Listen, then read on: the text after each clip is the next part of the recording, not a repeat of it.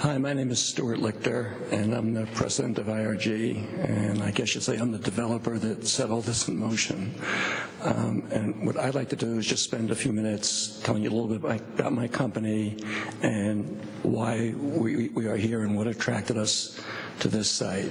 Our company for 35 years. I'm sorry, did you give your city of residence? Redondo Beach, California. Thank you. I'm sorry. For 35 years, what we've done is strictly take over brownfields, take over closed facilities when corporate America or the government closed down facilities. As a child, I hated the idea of seeing abandoned buildings when I grew up in the South Bronx, and the fact that people would build new things and nobody would find some way to use the existing things. So I've dedicated my life to using the existing things and finding ways to make them more practical and finding ways to recreate the jobs that were lost in the communities where they were lost. The one thing I've never done as a developer is take a green field and build on it. In 35 years, we've never done that. So when General Motors closes a plant, or Ford or Chrysler, and they throw 4,000 or 5,000 people out of work, we're the company that goes in and figures out what's the next life of that facility. And we've done this all over the country. We've done it very successfully, and we're the biggest company in the country that does this.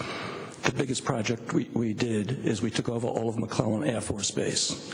And I think McClellan and Lowry are probably the two most successful Air Force conversions. We did that 10 years ago.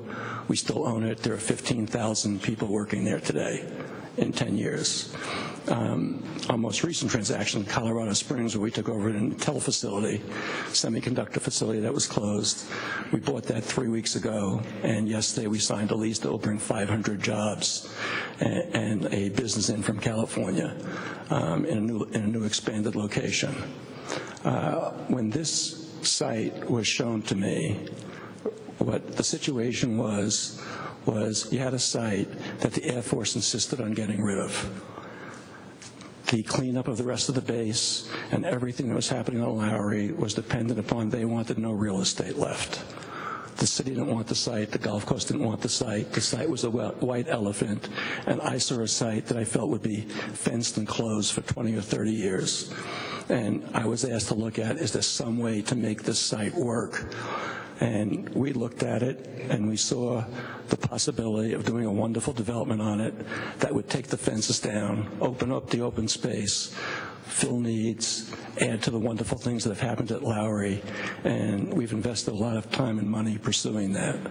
So, I personally am a little bit surprised at the opposition that's engendered in the last week or two, because when we go around the country and we do our developments, we very rarely have any opposition. Your time is up. Thank you.